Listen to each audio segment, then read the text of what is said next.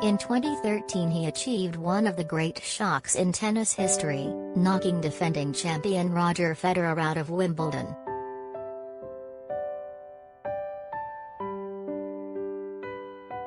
Today, the Ukrainian player Sergiy Stakhovsky is a volunteer fighter on a military patrol in Kyiv, which he vows to defend to the end against Russian forces. I cannot say that I feel comfortable around a rifle. I am not sure how I am going to react to shooting at somebody, he tells AFP. I wish I would never have to be preoccupied with these things.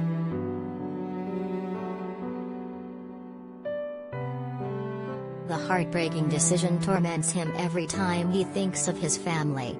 Leaving the kids is not something I'm proud of, he says. Now 36, he looks much the same as the journeyman player ranked 116 in the world who lay stretched out in his tennis whites on the hallowed London turf after toppling Federer in the second round 9 years ago.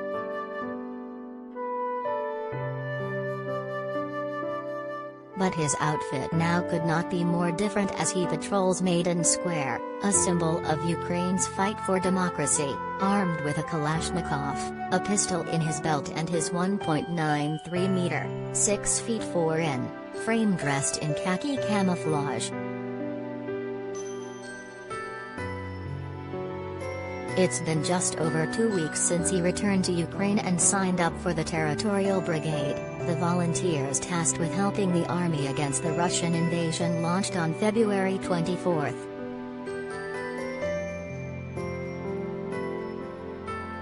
I knew I had to go there, he says.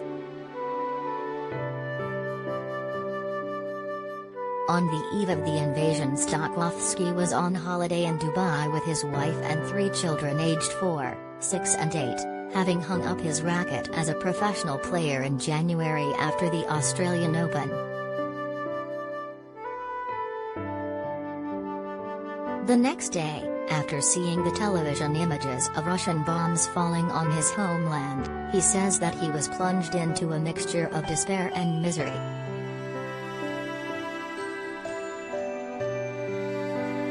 Much of his family still lived in Ukraine. He spent the next 3 days at the hotel in a blur as he tried to get information about the situation on the ground, to find shelter for people.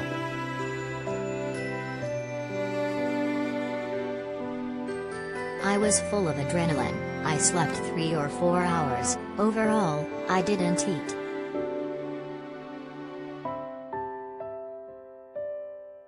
He then told his wife he had decided to go back.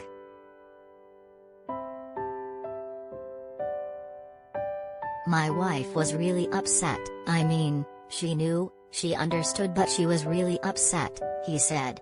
But now she understands that I couldn't really do it other way.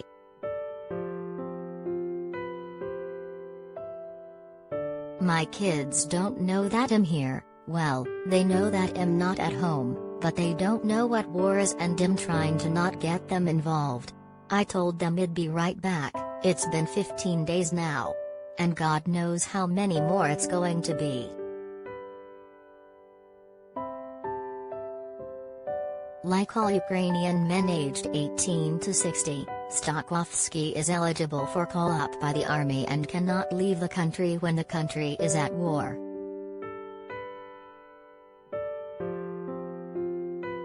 He says that he finds the strength to go because of his countrymen, whom he has seen sign up in their thousands.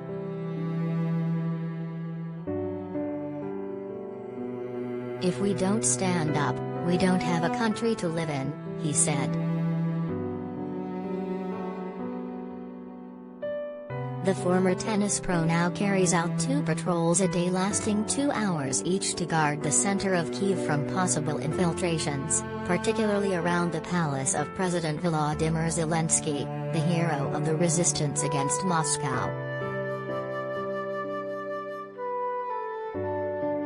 Listen, I am here on foot patrolling, he said, adding of Zelensky that he was remarkably brave and knows what he's doing, and we all believe he knows what he's doing.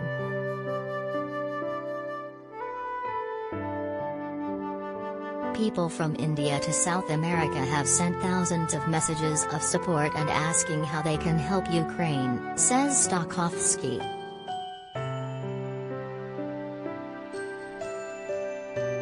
Among those are hundreds of professional tennis players who have not forgotten their former colleague, who rose to a world ranking of 31 in 2010 and was an unofficial spokesman for junior players.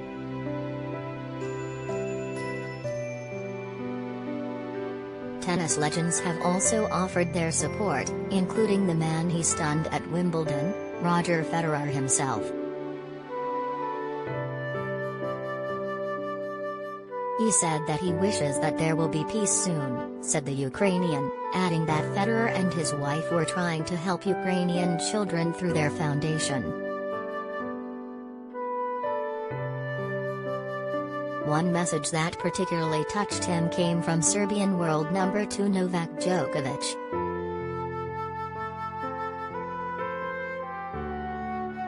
He lived through this when he was young, so he knows exactly what our kids are going through. So from him that message is, I would say, more heavy in terms of meaning.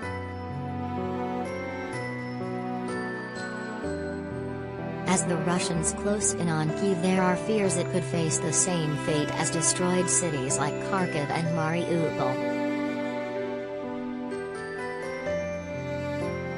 That's disturbing, he said, because they don't care whether they're going to kill a child or military personnel, they just don't care.